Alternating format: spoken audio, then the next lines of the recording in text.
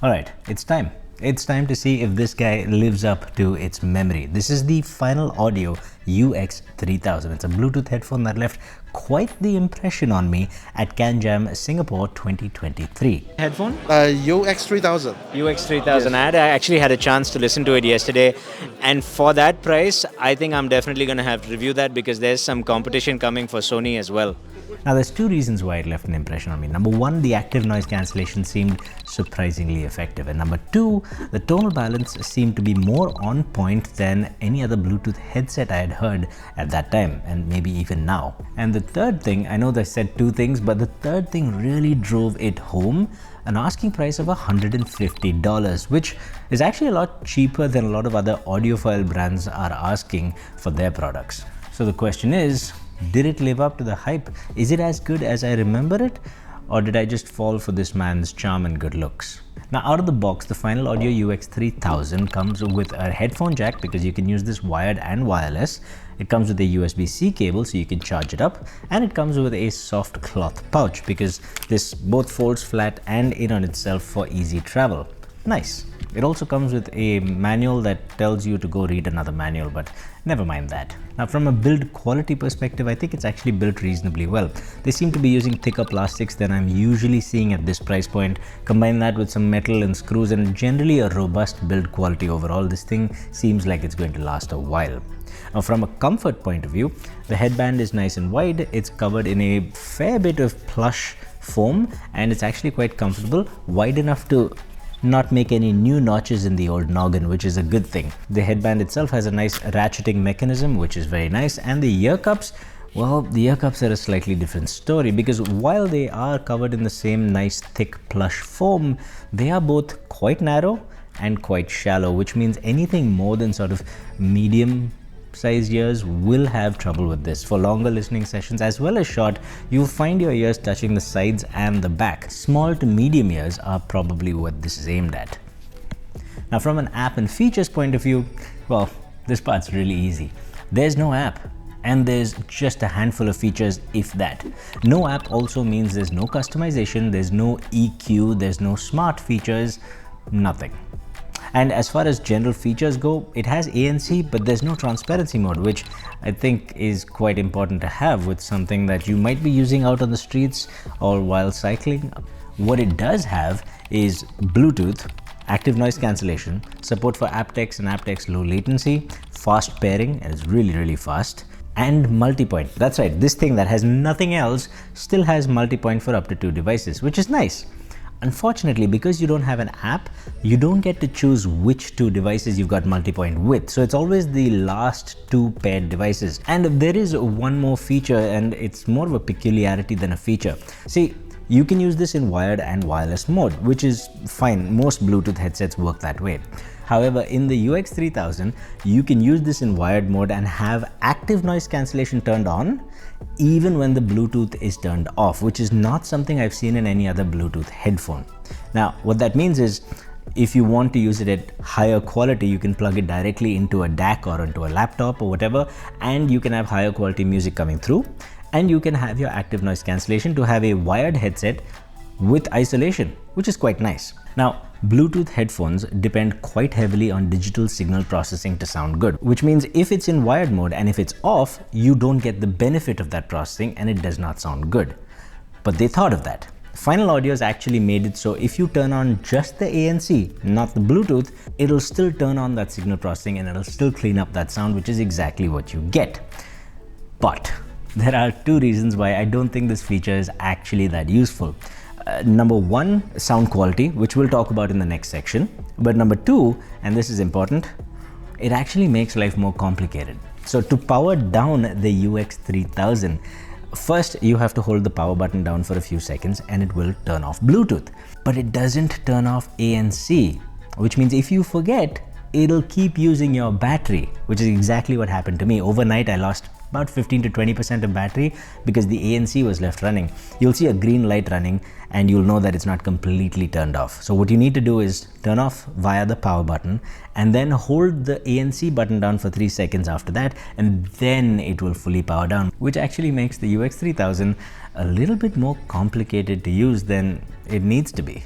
But of course, it all comes down to the sound. This is an audio first company. It's not a tech company per se. How does it sound? Well, first off, we start with active noise cancellation. And I have to say, this is at the very least as good as the competition, if not better. I think it's quite comparable. I don't think it'll take on the $250, $300 Sonys and Boses of the world, but it will take on anything in its peerage and hold its own. It cancels out bass frequencies and lower mid frequencies rather well, and it doesn't do a very good job of higher frequencies, which is something that only the best models in the market do. So it's quite good, and it's particularly impressive because I didn't expect that from a company that is not known for this.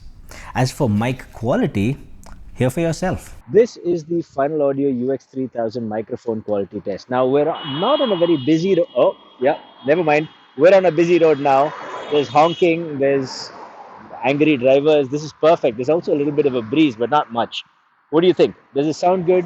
Is there a lot of digitization of my voice? Is there a lot of artifacting? You tell me in the comments down below. And while you're listening for that, let me talk about battery life. Now, it gives me about 15 to 17 hours of battery life on a single charge. There's no fast charging or anything like that. Basically, it does the job and doesn't do very much else. Now, if you can hear me clearly, or more precisely, if you cannot hear me clearly, which is where this test really comes in handy, saves you from buying something you don't want, then hit that subscribe button. That would be really handy for me.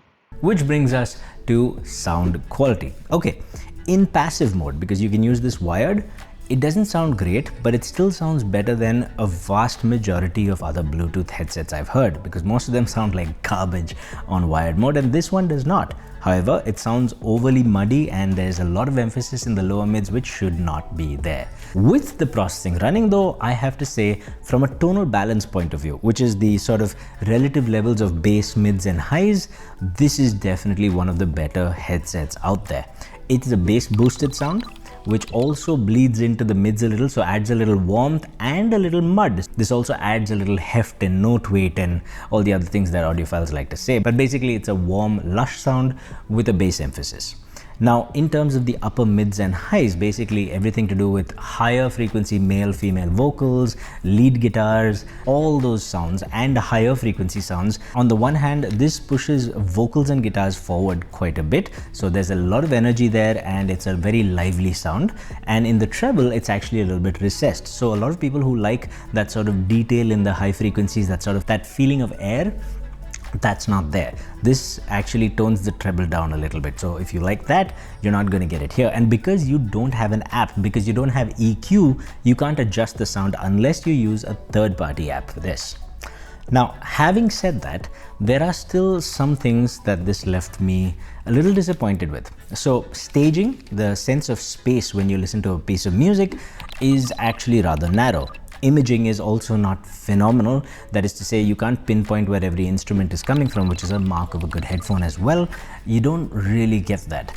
And the overall sound reminds me of a company trying to use a cheaper driver and trying to use digital processing to make it sound good, which is not bad. A lot of companies do it. It really depends on how well you do it. And I don't think this is particularly great. There's just that slight element of distortion across everything. Now, you have to understand, I'm being critical because this is an audiophile company and I'm speaking to it as an audiophile. For a lot of people, this is going to be a lively, engaging sound, but there are things you'll notice, like the bass. It's thumpy, it's punchy, it's pushed forward, but it's not the most controlled, most tightest bass. When a bass drum hits, it's not quite as crisp and tight as it's supposed to be, as it can be, which is not ideal from a company that professes sound quality. Now, that leads us back to the original question. The premise of this video was to answer the question, is it as good as I remember it? Or did I just fall for this man's charm and good looks? And the answer is yes. The active noise cancellation is better than a lot of other things I've heard sub $150. And the sound quality in terms of tonal balance is also significantly better. But here's the thing, you don't have transparency mode. You don't have an app, you don't have smart features, you don't have spatial audio, you don't have customizable EQ or even presets, nothing. And that's fine. But the only time I'm willing to forego all of that in a digital device is when it does one thing outstandingly. In this case, that has to be audio. This is Final Audio. They're an audio first company. That's what they profess to do. Unfortunately, while the tonal balance is quite good in comparison with the competition, it's still lacking in a lot of other things I expect from an audiophile company. The staging is not that great, the imaging is not particularly great, and the whole sound, it sounds just as faint bit distorted. It doesn't sound as clean, as tight, and as well controlled as a high-res audio experience. And then finally, above all else, the design of the device, the design of the ear cups means that I can't really recommend this to anyone who has medium to large size ears. I don't think I can really recommend the UX3000 to a lot of people, but maybe for the smaller ears amongst us who don't care of all those features and who just want tonal balance, this works. The question is then, does this work better for those people than say the Sony 720N or the Soundcore Q45?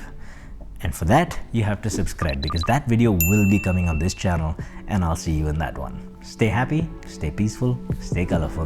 Namaste.